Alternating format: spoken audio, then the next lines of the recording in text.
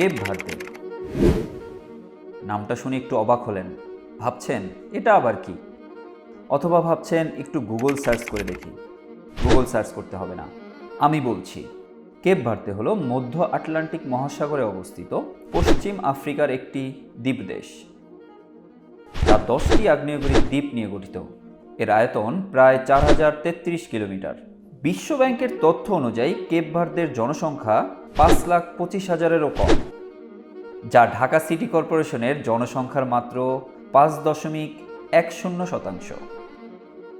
আরও একটু সহজ করে বলি, ঢাকায় শুধুমাত্র মেট্রোতেই প্রতিদিন যাতায়াত করে 4 লাখেরও বেশি মানুষ। বুঝতেই পারছেন দেশটির জনসংখ্যা কত কম। এটি মূলত একটি পর্যটন নির্ভর দেশ। আচ্ছা, এখন হয়তো ভাবছেন স্পোর্টসের সাথে এর সম্পর্ক কী, সেটাও বলছি।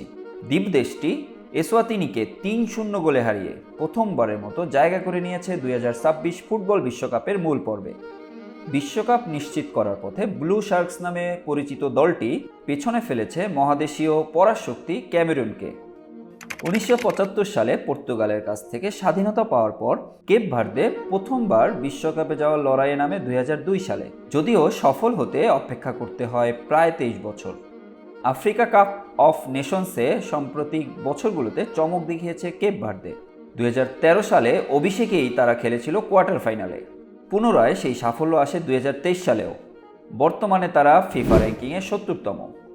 কেপ ভার্দের বিশ্বকাপ খেলার সম্ভাবনা উজ্জ্বল হয় গত মাসে। ক্যামেরুনকে 1-0 গোলে হারানোর পর থেকেই বিশ্বকাপের সুবাস পাচ্ছিল তারা।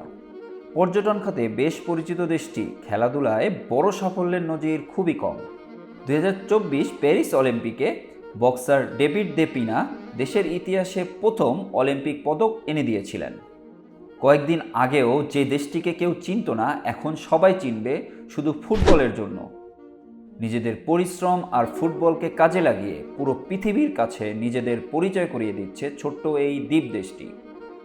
শুভকামনা রইল ব্লু শার্কসদের বিশ্বকাপ মিশনের জন্য।